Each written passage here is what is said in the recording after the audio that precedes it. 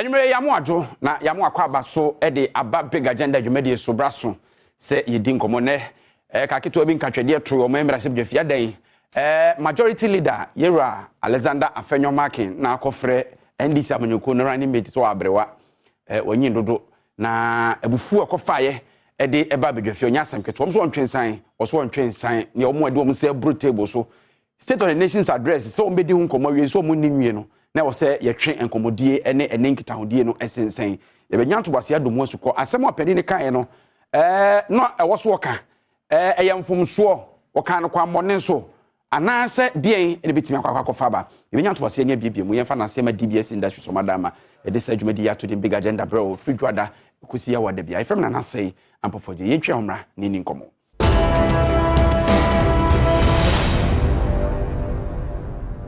Yamu akwaba afei yenko enkomodi so na yenkomo no wo omai emrase bedwafie wonim se State of the Nation's address na wotwetwe mu Ghana mapena na dan kwakufu ado de kokoto dwa no abdwafo na di ho abobo ene atepo ye di ho nkomo a edu se wode nkomodi ne bawiye na Adom kese ne ba no de Yera Alexander Afenyomakin na no de semu a etwato a wode etu dwa no ene wo chirim so mampenda da John Dramani Mahama tese uhwemu a se Ghana fo bese o bese ato abama ne bi mu na kyese yato epa agudantuom na nipa kura wayi ni sabidi akire no abrewa mu a na yentoa ma ne nwa yentie openi na nkasa ne mu asem ene abufuhwe kofa ba bedwafie ho no mu a kyese wono mu entwa nkomodie ne so kura ebia na nkade bete enkonkoye papa yentie na yemra sisia. Today they say that we should allow them to govern Ghana again. Mr. Speaker, is it the same old NDC? Is it the same old John Mahama? Mr. Speaker, perish the thought. Perish the thought. Should he even get the opportunity? He has only 4 years constitutionally. Mr. Speaker, there will be no sense of agency in him because he has nothing to lose. Even if you look at his choice of running mate, he could not get somebody that one could say that, look, they are planning for the future. The person is over 70 years. You have no succession plan. Mr. Speaker, from day one, the government will be in crisis. Mr. Speaker, from day one, their government will be in crisis. Mr. Speaker, they want to pick the very old person who could not perform at the education ministry, who could not, as I submitted earlier. If you even look at how they paraded their leadership, clearly they have not put in place a visionary leadership for the country's long-term future. Mr. Speaker, the flag bearer constitutionally has just a term. Should that happen, the flag bearer has gone for a running mate. Mr. Speaker, under normal circumstances, they should have given us a running mate who would give a future to Ghana. Like we have given a flag bearer who represents the future of Ghana. You have brought a flag bearer who, a running mate who retired from UCC as VC, came to Ministry of Education, performed abysmally. The E-blocks, she could not complete them. She did only 29. Today you say the running mate should be the future of this country. Mr. Speaker, when Mr. Speaker, they could not even introduce the landing beach project. Mr. Speaker, failure to do that is what degenerated the back to be called on you. Mr. Speaker, it is for good reason that when leaders are on their feet, we all sit down and listen. Mr. Speaker, if clearly, Mr. Speaker, when the minority was speaking, Mr. Speaker, there was total silence, absolute silence. Simply because, Mr. Speaker, he was churning out facts and figures. Mr. Speaker, similarly, when the majority leader started, we were all quiet. But, Mr. Speaker, when we may be young, when he veered off on that factual basis and was attacking the personality of a prominent figure of this country by saying that he's over 70 years and therefore no sense of agency. Mr. Speaker, we know the President of the Republic is 80 years. Therefore, an attack on somebody who is 70 years, Mr. Speaker, is an attack of the President of the Republic. And when he said the running mate is 70 years and therefore there's no sense of urgency in him, we were expecting Mr. Speaker to call him. Because Nanadu is over 80 years, and we didn't make mistake. He's telling us that we did mistake in voting for Nanadu, who is 80 years, for misleading the country. So, Mr. Speaker, we are going to call him to expand that aspect from the hazard. That is what the bank was making noise. Did we make mistake in voting 80 years of personality into power? You campaigned for him. You marketed Nanadu, who is 80 years. That's been not so long. Professor Makokwe was 80 years. He was on this chair. So when you attack all age, Zatika, we will run after him. And that's what the back was saying. Zatika will be able to carry the house. The leader of the house must withdraw that aspect from the handle because the running mate is not here. All right, Yamu, when you had an idea of the course, who are big fear, Osha in fear. Yebra Fenyo Markin, Chere, Set Mammy Jane, Naana Agyemang Enya, Inti, so become Penda John Dramani Mahama, Ubinya in fear 9 pepe, the Omei Yamamrano Echere, so be a bit me etra in fear 9, you know, paint, what in fear 9 Dano, in fear 9 pedo bit me tranti, or fat will be on your fish, your soon, Eddie Abonichi Dominic, so many minutes, so baby beer. Ena, minority chief whip, Yebra, Ahmed Adams, so Trese, Nukreni, Ahmed Ibrahim. HSA in Ukraine, or Penny Cassa, when you finish your otri, Equanim, no other sort of one to Cassa, Nanny or passing me a catcher of Mampenina, and she knew at the Bayano, and Yenina, and Yaboma, Umi, Yanquamasu, na Yene, a year doctor, to Tuwahi, any and Comona, Omway, na Yenshe, Sadia, a conference in Wadiba, Yani Biano, a semno, a poppy womb, and as a Yasma who Yampa was in Kiakadok, and Remwajumaka about big agenda soon. Maybe Ghana man also. Maybe this one, dog. Adom, Yankopon Koyam. Yada, Uchedian Yankopon, as say. Did you me is a wet sea in Comodia course will be your fee. Now, what's home Popiaca Crasso? My tomb Popoe, many of the Chica Crana, the mobile and so the chief. My main tier initial comment, especially you are Alexander Fenyo Market, your day, I heard you if you want to do once and buy. Na sem na okayeno e asem a na epobi wom ofo se e wo so woka e asem a e wo se shebufuo ofo se minority nso e react in that manner o react na oh let me say politics okay we know comment na honorable Alex Afenyo Markin is one of the political gimmicks and sometimes yes, upusu nunua. And I'll tell you, what's in the cancan? Yeah. Some of the comments are being making just to shake, the political terrain, and also to generate headlines. So, probably to also make sure they attracting some kind of unfavorable anger and responses from the opposition. These are games that they play. Mefa say agrobia or mankasa or mudidi or and the initial comments maybe a minute when say agrobia politicians or mudi that akwakoye appointing topa say the best one chenchen na or my dream so the basa yenya chenchen na ya na ye fo say but enya de bi omumuni de e hadwen sha baby a hadwen no adwen be na betimi aha o say we ya waka ni say obi a o tai NDC achi no e bia na akwahye na bufuo okay enti ono no enka samu e wa bonten no na e bia ono so de bufuo me kasa so all right but obi susu a ono no ye NPC ni no ono to for say bia ne kan no ntino ono so e kan di agro no de sere enti akwa kwese yenkola brima group ya yedie abobo etu tete we ya no aboni kakra no akogina ba bi no asere sa so okay eti doc abofo kasa bi say if you live in a glass house you don't throw stones ene nananom so bu bebi enso de to ho se atentenhuo etawoto a unhuri ntreja na nkodi agro bebi ejawo anye bia asem o kan ye obi so in a way coin na kire say straight bullet straight to the presidency sanso mampani a o tie adwa sese no aduo wotwe nanim kra nti uka say obi a wo mfinhie aduo so ne ade enya sense of urgency a de eti hu nie ana oh say we share this is we have a comparison now. It doesn't really add up because Nana Akufo-Addo no a president street. So okay. And or running on a presidential candidate at a particular age. And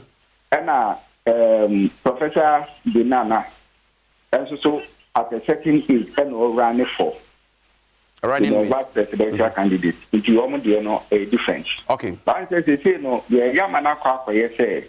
So be vice president, no, so for your president. So, now it is a known na a beer.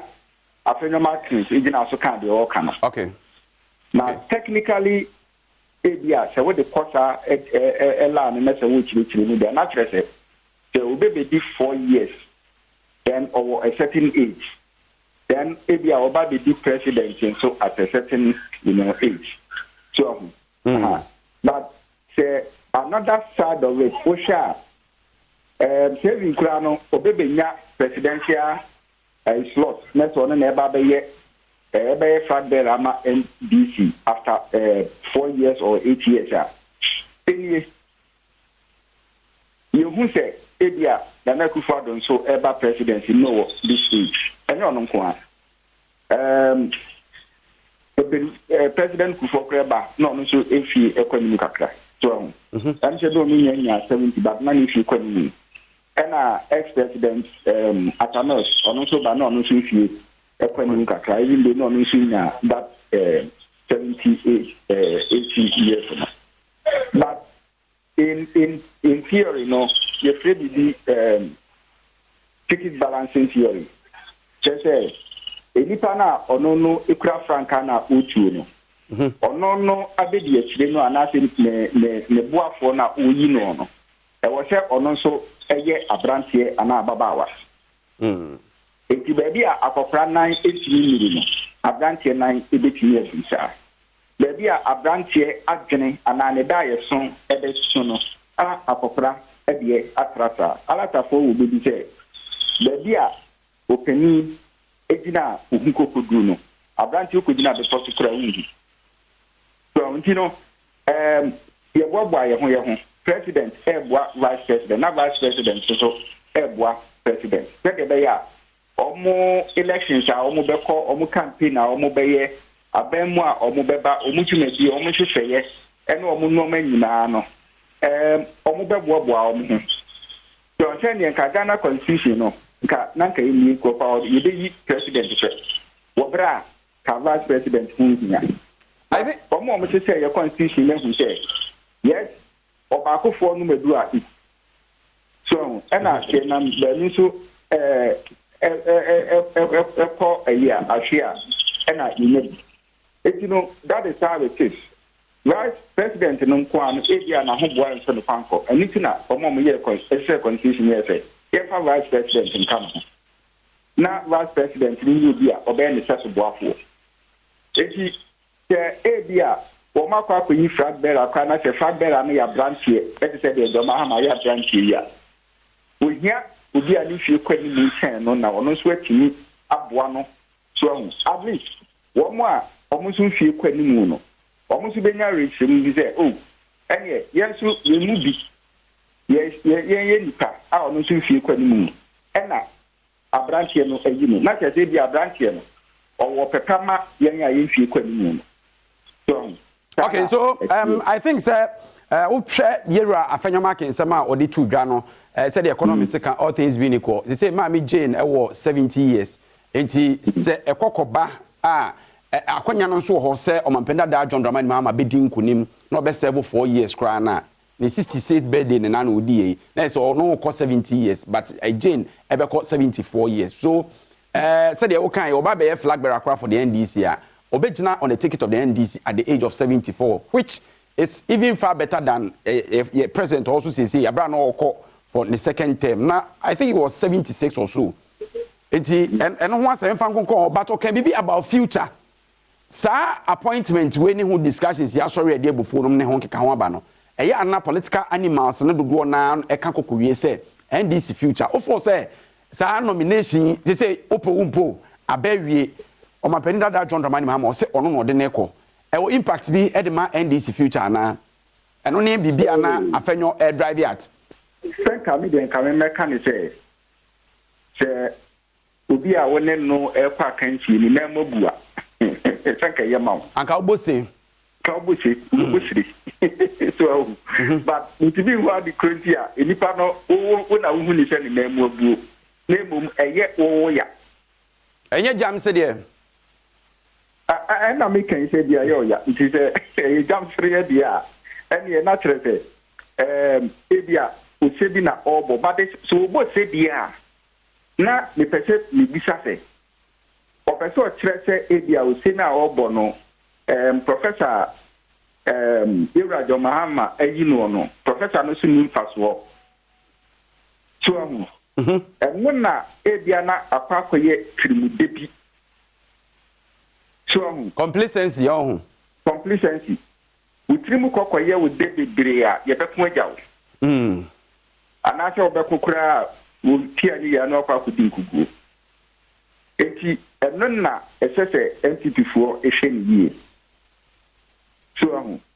aha eti mempese ye be preempt de ebesi daache anase ye be predict bibi hu bia but per analogy a yera afenyo markings wono no e de amen what should we expect ono yeso a majority leader pabene power MPP amanyoko nim ye betena se nkonwa running mate mu discussions ni ade nyina as majority leader odi mu akotene pa na omasa analogy MPP see ka say omunyi omo running mate eti say ofan analogy na dia ye analysis a ewo nipa ye hwe omo sese omo din aba as ebia top runners a mu ba ko betimi aba be ye running mate na say hwan asem na wo ka mana kwa kwesiso yi oh me first say analogy no a politicking, you know, some of the politics or politics and the tricks that comes with it. So, because maybe can say the selection of a vice president, you know, Chef will be able to franca be the vice president, you know, or consider no maybe and no manner or consider will be let's say at the institution so papa brenoa and we in Pacrono. Yeah. But you may not sure say, Yura Mahama decided to be Professor Nana because Onyampas would be apart from the constitutional requirement, say one consider normal Biblia M1. I can't see now or no M1. It will be given or more to for and on also a fan as from and on the eye. I don't make her say. Any pami and sa umudi betu dano. Tanka we ni Professor Nana ka ebe mwa kakra. Adequate ebe mwa kakra ni eniye. One na ntiwa no minister da. Between ma management obetini aye. Yeah. One na ye after ministerial position o ye no ne running mate. No so etre say eduma obetini aye. Yeah. So ne kura chi no. Ne kasa okakasa we stream about adequate man yi ma me so we analyze ni here naturally say enye say bia BBNT no yi ma no but ni mufa so obinya o ma me no so all right the pardon di Matthias say Afenyo Markins make his analysis you can't take it away from him because that is also his opinion okay and it's right and the funny thing is Afenyo Markins free central region here you be all free central region over be running mate in inference ko betimi aba be vice president na ono no mom efi abosia na etwa no saa no na ma hu se politics no ho asem kana ya na sometimes all right we no be speaker na feni pa fani na mabua na nka wo senka busi all right but we mo see bia na chese bibi wo Doc, my na was in fan community. Nyame adom da for bi chiri adwen be fro na ye di ho nkomo. Ye da se. Dr. Tutubuahin, a political marketer, and out to say in anything come over. Yes, see, or may match me fee any day. If I'm not answering for Jenna, say, come production team, Yami Admochna, if I say, show big agenda.